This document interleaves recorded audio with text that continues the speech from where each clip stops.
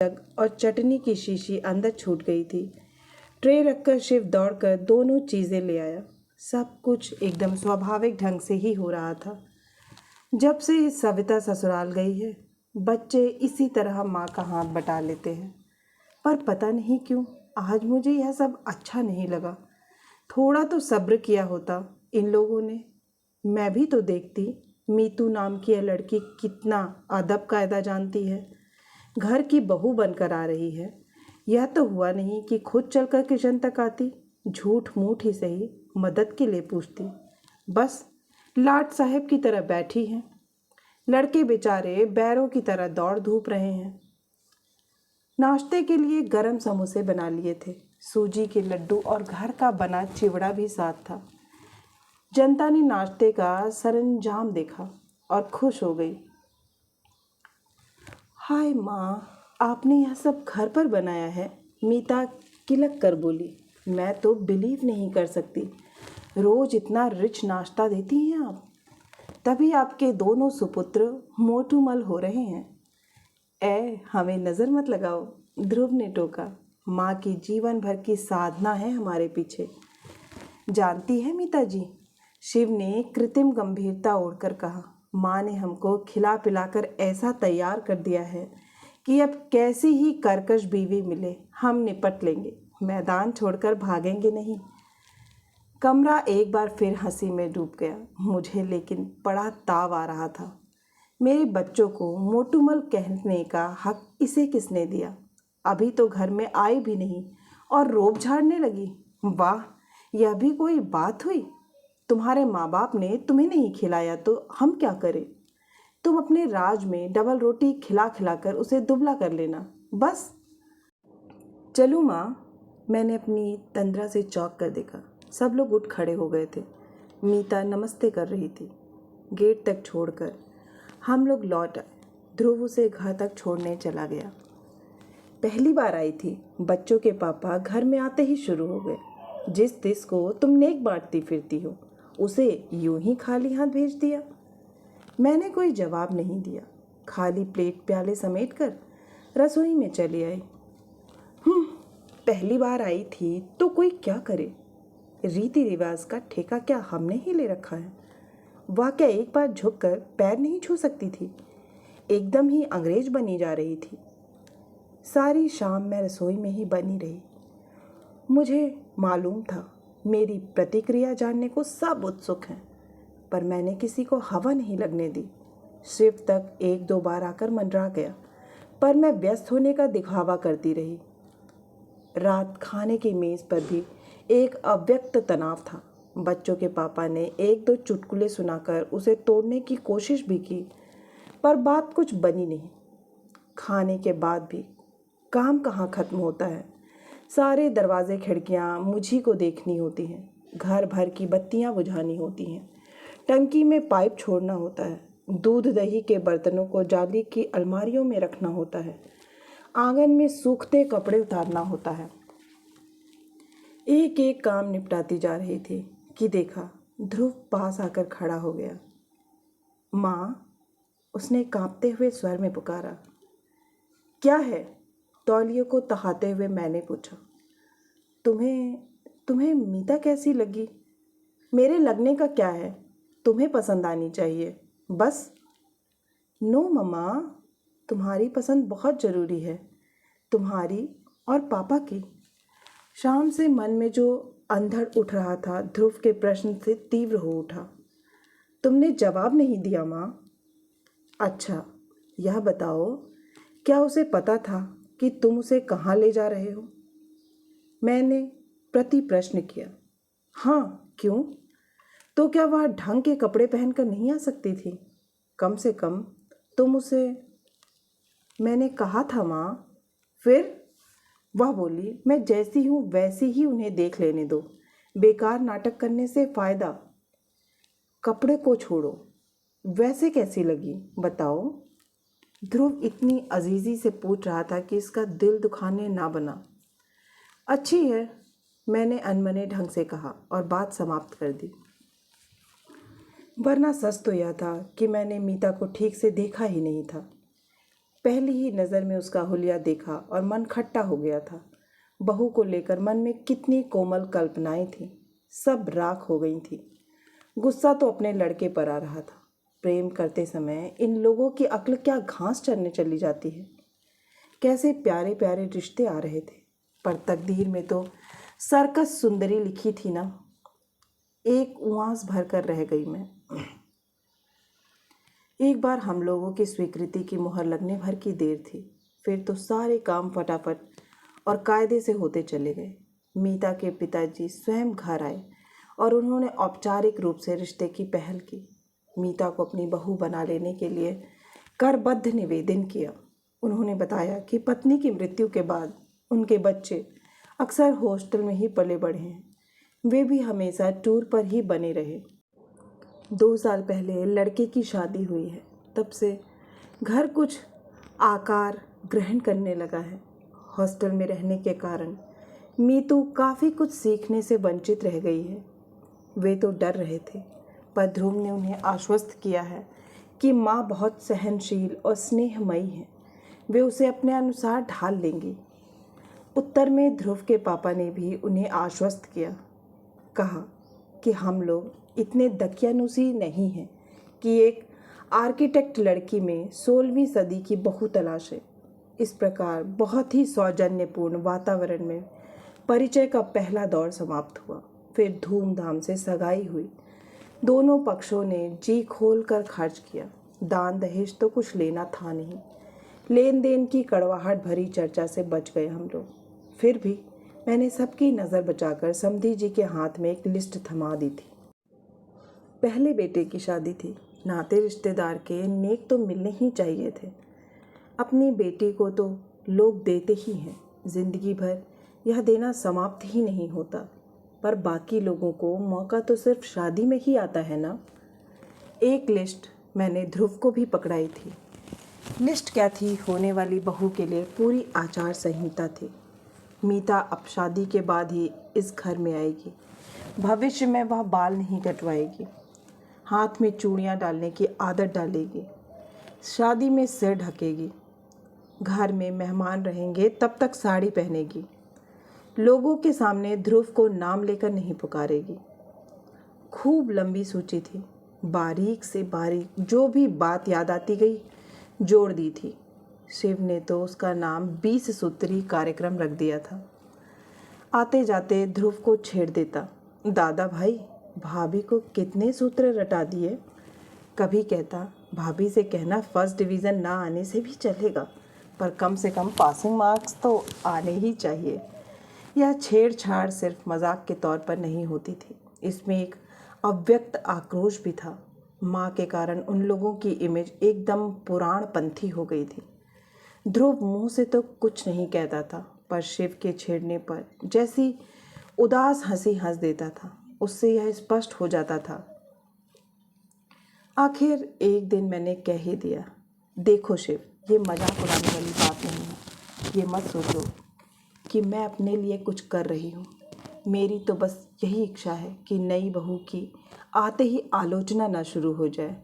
आखिर मेरी भी तो वह कुछ लगती है, और तुम तो जानते हो शादियों में कुछ लोग आते ही इसी मकसद से हैं कि नुक्स निकालने और आलोचना शुरू कर दें। बच्चे इसके बाद चुप हो गए थे। वैसे मैंने एकदम गलत भी नहीं कहा था। शादी में सचमुच कुछ लोग मीन मेख निकालने के लिए ही आते हैं। नई नवेली दुल्हनों को सबसे ज़्यादा आलोचना झेलनी पड़ती है। झूठ क्यों बोलूं, खुद ही मैं कई बार इस अभियान में सम्मिलित हुई हूँ। दोनों ओर के परिवारों में अब तक जितनी बहुएं आई हैं, सबके लिए मेरे पास कहने के लिए कुछ ना कुछ है। सुरेश की बहू रसोई तक में चप्पलें पहनकर घूमती है। महेश की बहू 9 बजे से पहले बिस्तर नहीं छोड़ती। राजन की बहू रसोई में झांकती तक नहीं। आलोक की बहू 24 घंटे उसके नाम का जप करती रहती है। जेठ ससुर तक का होश नहीं रहता। निखिल की बहू तो 30 मार्खा है। जहाँ पति को 4 लोगों के बीच हंसते बोलते देखेगी, बच्चे को लद्द से लाकर गोद में पटक देगी। उस पर तुर्रा यह कि कोई मेरी अकेली का नहीं है। जो दिन भर मैं हिलाते फिरूं।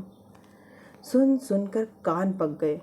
बुआ जी ने एक दिन कह ही दिया, बहू, सब जानते हैं कि बच्चे कोई अकेले नहीं पैदा करता, पर उसका कोई इस तरह ढिंढोरा नहीं पीटता। ये सारे नमूने मेरी आंखों के सामने थे, इसलिए मन में एक आदर्श बहू की कल्पना थी। सोचा था कि ध्रुव के लिए जो लड़की लाऊंगी वह इन सब से अलग होगी, पर अपना सोचा कहाँ हो पाता है। तुम्हारी सारी शर्तों का पालन करेगी, तब तो तुम्हें वह अच्छी लगेगी ना माँ। ध्रुव ने एक दिन गले में बाहें डालकर बड़ी आशा से पूछा था।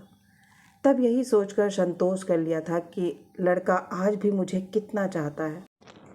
आसपास के वातावरण को देखते हुए यह भी कम न था। शादी हुई और खूब धूमधाम से हुई। घर की पहली शादी थी। अनगिनत मेहमान आए थे, उनमें से कईयों को निराश लौटना पड़ा। टीका टिप्पणी का एक भी मौका हाथ नहीं लगा। मैं खुद बहुत डरी हुई थी। एक तो लड़की की माँ नहीं थी, करता धरता बड़ी बहन थी जो अमेरिका में ही बस गई थी। पति पत्नी दोनों डॉक्टर थे। भैया भाभी तो अभी नहीं थे, पर स्वागत सत्कार में, खान पान में कहीं कोई त्रुटि या अव्यवस्था नहीं हो पाई थी।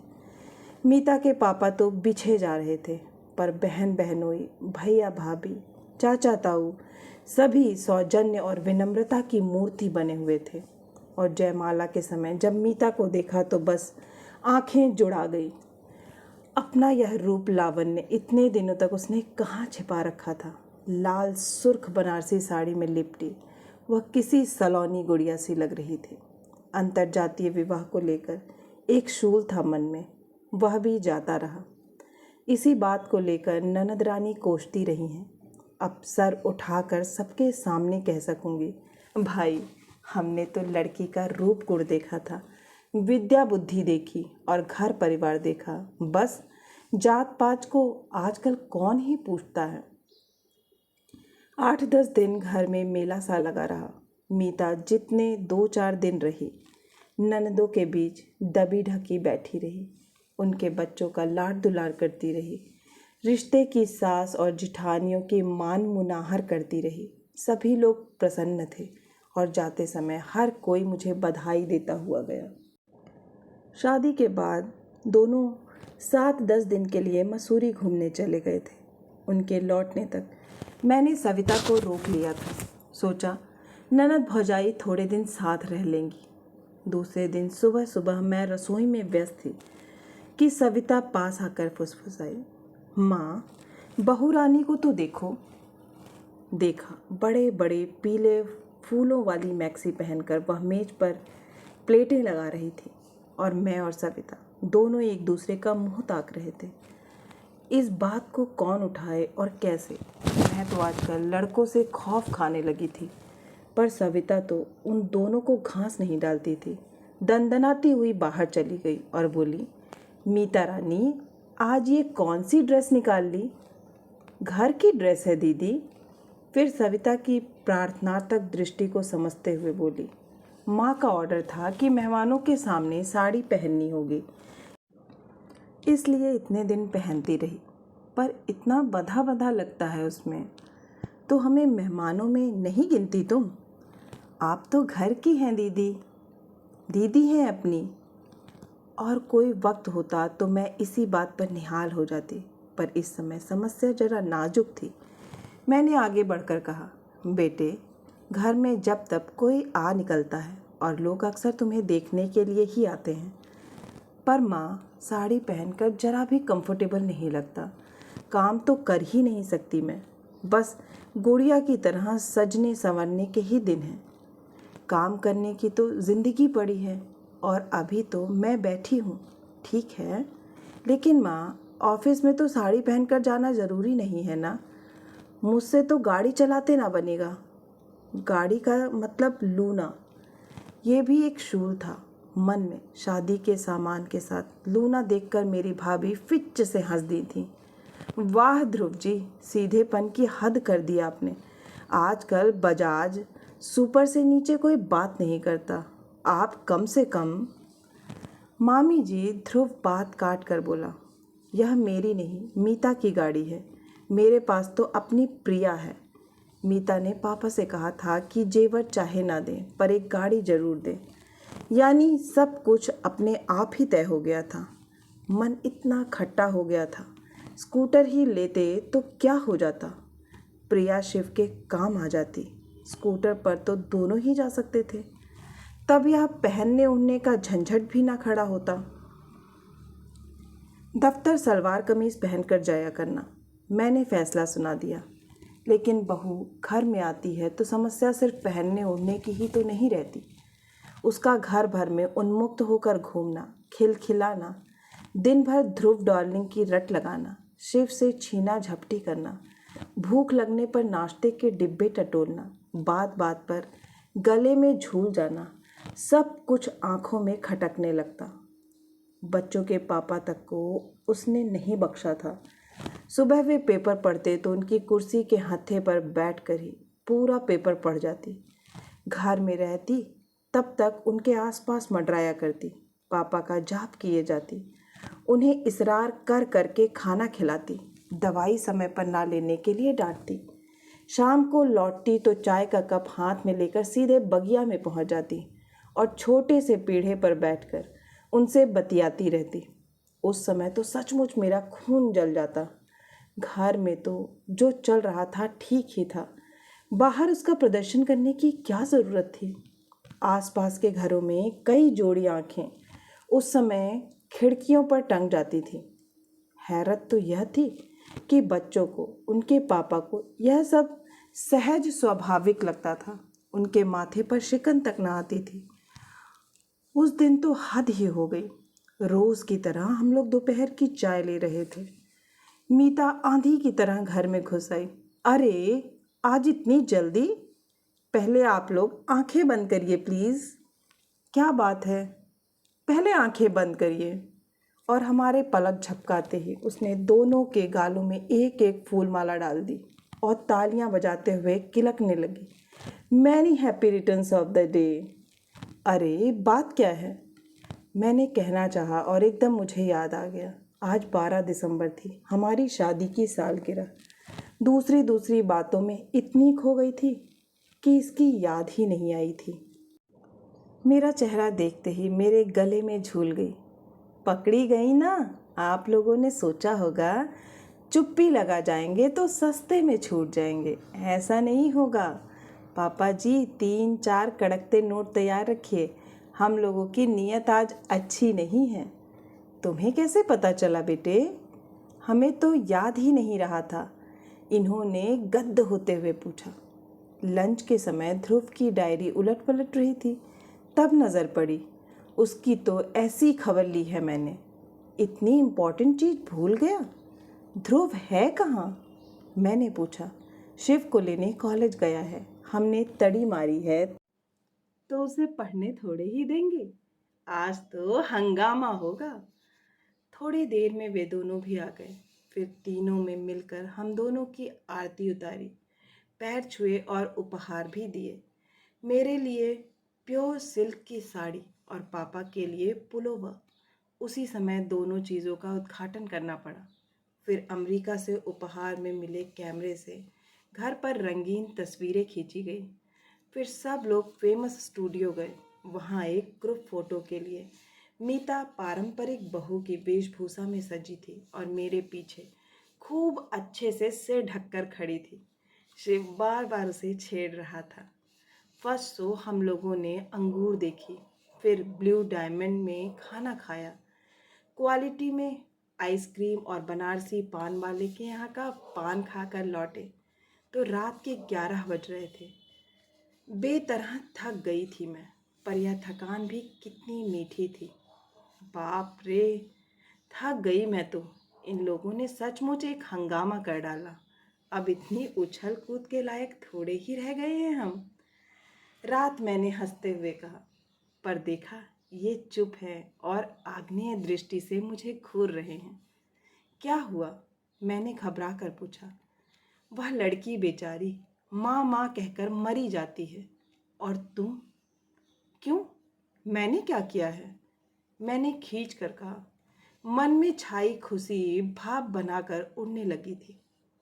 मुझसे क्या पूछती हो? अपने आप से पूछो कि तुमने क्या नहीं किया है। वह बेचारी बिना माँ की लड़की, बिना माँ की है तो मैं क्या करूं? मैं एकदम फट पड़ी। शाम ममता का एक सोता फूट पड़ा था। अंतस में वह जमने लगा था। बिना माँ की है तो मैं क्या करूं? यह तो बताइए, गोद में लेकर घूमूं या लोरी गाकर सुनाऊं? उन्होंने जवाब नहीं दिया और करवट बदलकर लेट गए। इतना गुस्सा आया। यह अच्छा तरीका है, जवाब देते ना बने तो बात ही खत्म कर दो। अजीब मुसीबत है। मैं बुदबुदाई। दिन भर घर में धींगा मुश्ती चलती रही। छोटे बड़े का भी लिहाज नहीं रखा जाता, फिर भी मुझे चैन नहीं है। पराई लड़की पर तो लोगों को इतनी ममता हो जाती है। 6 साल महीने में अपनी जाई घर आ जाती है। उसका भी तो कभी ऐसा लाड दुलार नहीं होता। लाड दुलार क्या खाक करूँगा? वह तो तुम्हारे अनुशासन में पली बढ़ी है। आज तक कभी खुलकर बात भी की है उसने मुझसे? अब चुप रहने की बारी मेरी थी। जनवरी के प्रथम सप्ताह में ध्रुव को अचानक 6 महीने की ट्रेनिंग के लिए जर्मनी जाने का आदेश मिला। घर में खुशी की लहर दौड़ गई। कितने सारे लोगों में सिर्फ उसी का चयन हुआ था। गर्व से हम लोगों के कलेजे गज गज भर के हो गए थे। जोर शोर से तैयारियां शुरू हो गईं और मेरा दिल बैठने लगा। लड़का पहली बार इतनी दूर परदेश में जा रहा था और फिर नई नवेली बहू को पीछे छोड़कर जा रहा था। मीतू को भी क्यों नहीं ले जाते, घूम आएगी, इन्होंने कहा था। लेकिन मीता ने इस प्रस्ताव का विरोध किया। वह बोली, बेकार रुपए फेंकने से क्या फ़ायदा पापा जी। ध्रुव का खर्च तो कंपनी देगी, मेरा तो हम ही लोगों को उठाना पड़ेगा। कभी अपना भी चांस आएगा, है ना शिव? वह हमेशा की तरह हंसमुस बहने रहने का भरसक प्रयास करती, पर कभी कभी उसका चेहरा बेहद उदास हो जाता। स्वाभाविक भी था, पर मुझे चिंता हो चली थी। आखिर मैंने एक दिन ध्रुव से कहा, बेटे, तुम्हारे लौट आने तक मीता अपने पापा के यहाँ रहे तो कैसा है? कहीं भी रह लेगी माँ, 6 महीने की तो बात है, पलक झपकते ही बीत जाएंगे। और सब कुछ ठीक ठाक रहा तो लौटते समय 15-20 दिन के लिए उसे बुला लूँगा, घूम घाम लेंगे। उसने तो बात समाप्त कर दी, पर मेरी चिंता वैसी की वैसी बनी रही। बच्चों के पापा का इन दिनों कुछ ठीक नहीं था। वह यहाँ उदास बनी रहेगी तो उसका संबंध सीधे मुझसे जोड़ देंगे, इसलिए डर लग रहा था। शिव और मीता उसे छोड़ने बम्बई तक गए थे। लौटकर मीता अपने पापा के यहाँ चली गई। उसकी भाभी के यहाँ लड़का हुआ था। फिर महीने भर बाद भाभी अपने पीहर चली गई तो उसने घर की देखभाल के लिए वहाँ रह जाना चाहा, तो हमने कोई आपत्ति नहीं की। घर एकदम सुनसान हो गया था। बच्चों के पापा ध्रुव से ज़्यादा मीता को मिस कर रहे थे। हर चौथे 8वें दिन समधियाने पहुंच जाते, कभी घसीट कर साथ मुझे भी ले जाते। तब समधी जी चुटकी लेते, अपने बच्चों के लिए कैसे दौड़ दौड़ कर आ जाते हैं आप, मुझ गरीब की तो कभी सुध भी ना ली। शिव भी अक्सर देर से घर लौटता। कभी भाभी के साथ शॉपिंग करनी होती थी या कभी उन्हें मूवी दिखानी होती थी। कभी कभार वह भी घर पर आ जाती, पर पहले का सा तूफान बरपा नहीं करती। हंसती खिलखिलाती, पर उसमें पहले की सी जीवंतता नहीं थी। जब वह चली जाती तो यह कहते, कहा था साथ चली जाओ, तब नहीं मानी, पैसे का मुंह देखती रही, अब मन ही मन घुल रही है। मार्च का अंतिम सप्ताह रहा होगा। एक रात इनके पेट में जोर का दर्द उठा। पता नहीं कितनी देर से तड़प रहे थे। मेरी तो अचानक नींद खुली तो देखा पेट पकड़े बैठे हैं, चेहरा सफ़ेद पड़ गया है। क्या हुआ? मैंने घबरा कर पूछा। क्या पेट दर्द कर रहा है? उन्होंने जवाब नहीं दिया। मैं उठी, पानी गर्म किया, रुई में हींग की डली लपेटकर उसे जलाया। फिर प्लेट में अजवाइन, काला नमक, हींग और गर्म पानी लेकर इनके पास आई। वे मना करते रहे, पर जब मैं बार बार आग्रह करने लगी तो चिढ़कर बोले, जरा बात तो समझा करो, वैसा दर्द नहीं है भाई। फिर कैसा है? मैं दोपहर से बाथरूम नहीं गया हूँ। और अब बता रहे हैं? मैं फटी फटी आंखों से उन्हें देखती रह गई। शिव के पेपर्स चल रहे थे, पढ़कर शायद अभी अभी सोया था, पर उसे जगाना पड़ा। उतनी रात जाकर वह डॉक्टर शुक्ला को लिवा लाया। उन्होंने मुआयना किया और पूछा, ये तकलीफ कब से है आपको? जी 15-20 दिन से थोड़ा कष्ट हो रहा था। इतना ताव आया मुझे। इतने दिनों तक चुप बने रहने में क्या तुक थी? शिव बोला, माँ, यह समय गुस्सा करने का नहीं है, बाद में निपट लेना, पहले उन्हें संभालो। राम राम करके वह रात बीती। सुबह भर्ती होना ही पड़ा। प्रोस्टेट की शिकायत थी, ऑपरेशन जरूरी था। इन्होंने पहले ही अपने आदेश सुना दिए। प्राइवेट नर्सिंग होम नहीं जाएंगे, सरकारी अस्पताल में भी प्राइवेट वार्ड नहीं लेंगे, जनरल में रहेंगे। इस ऑपरेशन के बाद नर्सिंग की बहुत ज़रूरत होती है। प्राइवेट वार्ड में कोई झांकता भी नहीं, 10 बार बुलाने जाना पड़ता है। उनकी बात ना मानने का कोई उपाय नहीं था। खजाने की चाबी उन्हीं के पास थी। ध्रुव यहाँ होता तो बात दूसरी थी, पर अब उतनी दूर से बुलाने का कोई मतलब भी ना था। जनरल वार्ड में जो एक रात गुजारी है, उफ, जिंदगी भर याद रहेगी। इनकी वैसी हालत में नींद आने का कोई प्रश्न ही नहीं था, पर आसपास के वातावरण ने मन को इतना बोझिल कर दिया कि सुबह उठकर लगा मैं ही बीमार हूँ, और दुर्गंध अब भी याद आती है तो मन पर कांटे से उगाते हैं। सुबह शिव कहीं से चाय लाया था मेरे लिए, पर घूंट भर भी गले से नहीं उतरी। 10 बजे ऑपरेशन होने को था। 9 बजे ही इन्हें स्ट्रेचर पर डाल कर ले गए। मैं और शिव पीछे पीछे चल पड़े। जहाँ तक जाने दिया वहाँ तक गए। फिर मैं वहीं बैठकर इष्ट देव का जाप करने लगी। शिव बेचारा दौड़ धूप में व्यस्त हो गया। नमस्ते बहन जी। मैंने चौंक कर देखा, मीता के पापा थे। आपने तो खबर भी नहीं की, इतने बेगाने हो गए हम लोग। उनके स्वर में आक्रोश था, शिकायत थी। मैं क्या जवाब देती? वो तो मीतू अभी किसी काम से घर गई थी, तब पड़ोस के मेहता साहब ने बताया। सब कुछ इतना अचानक हो गया।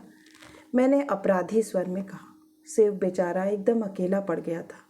सारी दौड़ भाग उसी के जिम्मे थी। यही तो मैं कह रहा हूँ, उसे अकेले सारी दौड़ भाग करने की क्या ज़रूरत थी? हम लोग किस लिए हैं? कल को ध्रुव सुनेगा तो क्या कहेगा? उनसे तो जो भी कहेगा, मुझे तो अपनी चिंता हो गई थी, ध्रुव मुझसे क्या कहेगा? इन पर इतना ताव आ रहा था, दर्द से तड़प रहे थे, पर मजाल है जो बटुए की पकड़ ज़रा सी ढीली हो जाए। जनरल वार्ड में रहेंगे, वहाँ नर्सिंग अच्छी होती है। अब इतने बड़े आदमी को उस नर्क में ले जाऊंगी तो कैसा लगेगा? अपनी उस दुश्चिंता में यह पूछना भी याद ना रहा कि मीता कहाँ है। 11:30 बजे उन्हें थिएटर के पास वाले कमरे में लाकर रखा गया। ऐसे हट्टे कट्टे हंसते बोलते व्यक्ति को इस तरह असहाय अवस्था में देखकर मेरी तो रुलाई फट पड़ी। मीता के भाई नरेश मुझे सहारा देकर बाहर ले आए और वापस बेंच पर बिठा दिया।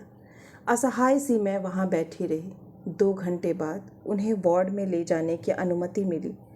ये 2 घंटे मेरे लिए 2 युग हो गए थे। वार्ड में वापसी के समय काफिला जरा बड़ा था। घर परिवार के लोग थे और स्टाफ के भी। ढेर सी शीशियाँ स्ट्रेचर के साथ चल रही थीं और सब लोग उन्हें उठाए हुए थे। माँ, तुम सीढ़ियों से आ जाओ, लिफ्ट में तुम्हें परेशानी होगी, शिव ने कहा तो मैं सीढ़ियों की ओर मुड़ गई। हाँफती हाँफती ऊपर पहुंची। तब तक स्ट्रेचर शायद वार्ड में पहुंच चुका था, क्योंकि गलियारे में उसका कहीं पता नहीं था। मैं वार्ड तक पहुंची ही थी कि नरेश जी की आवाज़ आई, माँ जी इधर आइए। उनके पीछे चलती हुई मैं गलियारे के छोर तक पहुंची। डीलक्स रूम का दरवाज़ा खुला और खाली स्ट्रेचर थामे लोग बाहर निकले। यह कमरा? मैंने अस्फुट स्वर में कहा। भाभी ने बुक करवाया है। मेरा असमंजस ताड़कर शिव पास आकर फुसफुसाया। ये उसके बस की ही बात थी। उसके पापा गर्व से बता रहे थे। सुपरिंटेंडेंट से जाकर भिड़ गई। खड़े खड़े रूम अलॉट करवा लिया। बहुत लड़ाकू है ये लड़की। मैंने मीता की ओर देखा। वह चुपचाप इनके पलंग के पास खड़ी थी। घर पर तो तिनका भी नहीं उठाती। नरेश बोले, यहाँ आई है तब से सफाई में जुटी है, 3 बार तो घर के चक्कर लगा आई है। ये सास जी को खुश करने के फॉर्मूले हैं। समधी जी ने स्नेह सिक्त स्वर में कहा। कमरा सचमुच धुला पूछा चमक रहा था। दोनों पलकों पर घर की साफ चादरें और तकिए रखे हुए थे। टेबल पर सफ़ेद टेबल क्लॉथ था। अलमारी में कागज़ बिछे हुए थे। उसमें मेरे और इनके कुछ कपड़े तहा कर रखे हुए थे। चाय, शक्कर, कप, प्लेटें, माचिस कुछ भी नहीं भूली थी वह। बाथरूम में बाल्टी, मग, तौलिया, चौकी सब व्यवस्थित ढंग से सजा हुआ था। थोड़ी देर में स्टोव की खरखराहट शुरू हो गई। देखा, मीता चाय बना रही थी। माँ, चाय पी लीजिए। थोड़ी देर में वह मेरे सामने खड़ी थी। कमरे में आने के बाद से उसने पहली बार बात की थी और उसका स्वर अत्यंत सपाट था। चाय? यहाँ? मैंने एक बेमतलब सा जुमला उठाया। तो कहाँ पिएंगी? क्या पापा को इस हालत में छोड़कर आप घर जाएंगी? उसकी बात में तर्क था, पर उससे भी ज़्यादा वज़नदार उसकी आवाज़ थी। मैंने चुपचाप प्याला होठों से लगा लिया। मेरे चाय लेते ही सबने जैसे राहत महसूस की, क्योंकि सभी थके हुए थे। बहुत बेमन से प्याला उठाया था मैंने, पर सच कहूँ तो पीने के बाद जी एकदम हल्का हो गया। सुबह से सिर भारी हो गया था, यह भी थोड़ा उतर गया। 5 बजे के करीब उन्हें कुछ होश आया। मीता उनके पास ही बैठी हुई थी। उसे देखकर उतनी पीड़ा में भी वे थोड़ा मुस्कुरा दिए। तब मुझे एहसास हुआ कि सचमुच उनकी यंत्रणा बहुत भीषण रही होगी। नहीं तो क्या ऑपरेशन से पहले एक बार भी अपनी लाडली बहू को याद ना करते? पापा, आप और भैया अब घर जाइए। मीता का फरमान छूटा। रात को मेरा और माँ का खाना लेकर भैया आएगा। आप अब सुबह आइएगा। मैं फल फूल खा लूँगी। मैंने हल्का सा प्रतिवाद किया। आपके लिए पक्का खाना बन जाएगा। उसने मेरी ओर बिना देखे जवाब दिया। वैसे बहन जी चाहें तो हमारे साथ घर चलकर। पापा प्लीज़, उसने जैसे सारे विवाद को समाप्त करते हुए कहा और उन दोनों को जबरन घर रवाना किया। फिर शिव के साथ बैठकर उसने सारे पर्चे पढ़े और फिर शिव को दवाइयाँ लाने भेज दिया और खुद इनके पलंग के पास स्टूल खींचकर बैठ गई। दूसरे पलंग पर मैं चुपचाप पड़ी रही। बोलने की शक्ति ही नहीं रह गई थी। 2 रातों का जागरण था, थकान थी, तनाव था। कब झपकी लग गई पता ही नहीं चला। मीता ने खाने के लिए जगाया, तब जाकर आँख खुली। समधी जी से रहा नहीं गया। खाना लेकर खुद आ गए थे। बदले में लाडों की फटकार भी सुननी पड़ी। वे शिव का भी खाना लाए थे, पर मीता ने उसे अस्पताल में खाने नहीं दिया। तुम पापा के साथ घर जाओगे और सुबह पेपर के बाद ही यहाँ आओगे, समझे? लेकिन भाभी, यहाँ वह मिमी आया। यहाँ की चिंता मत करो, यहाँ मैं हूँ, माँ है, भैया है। शिव बहुत कुनकुनाया, पर आखिर उसे जाना ही पड़ा। उन लोगों को छोड़ने के लिए नरेश जी नीचे तक गए। मीता ने उनसे मेरे लिए पान मंगवाया। पान के बिना आज पूरा दिन हो गया था, पर मुझे याद ही नहीं आई थी। पर पता नहीं कैसे मीता जान गई थी कि खाने के बाद मुझे तलब ज़रूर आएगी। खाने के बाद उसने मेरा बिस्तर ठीक किया, फिर बाथरूम में जाकर सारी प्लेटें गिलास धो डाले, दूध एक बार फिर गर्म किया और सोने की तैयारी करने लगी। भैया, 12 बजे तक मैं एक झपकी ले लूँ, फिर ड्यूटी पर आ जाऊँगी। फिर चाहे आप पूरी रात सोए रहना, उसने कहा और आराम कुर्सी पर हाथ का तकिया बनाकर लेट गई। नरेश जी पलंग के पास एक कुर्सी खींचकर बैठ गए। मेरे आराम में ज़रा भी खलन न डालते हुए दोनों भाई बहन नाइट ड्यूटी निभाने को तत्पर थे। मुझे कैसे तो लगा। मीता, मैंने स्नेह सिक्त स्वर में आवाज़ दी। भैया आराम कुर्सी में लेट जाएंगे, तू इधर पलंग पर आ जाना। दिन भर खड़ी की खड़ी है। पता नहीं मेरी आवाज़ में कुछ तो था, या उसने प्रतिवाद नहीं करना चाहा। वह चुपचाप मेरे पास आकर लेट गई। आप सोने लगें तो मुझे जगा लीजिएगा भैया, उसने कहा और आंखें मूंद ली। नरेश जी आराम कुर्सी पलंग के पास खींचकर उसमें लेट गए। कमरे में एक अजीब सी शांति छा गई। मैंने मीता की ओर देखा। पता नहीं क्यों उसे देखकर मुझे सविता की याद हो आई। 2 बच्चों की माँ हो गई है, पर अब भी कभी कभी उस पर बचपन सवार हो जाता है। माँ के पास लेटने का मोह आता है। उन क्षणों में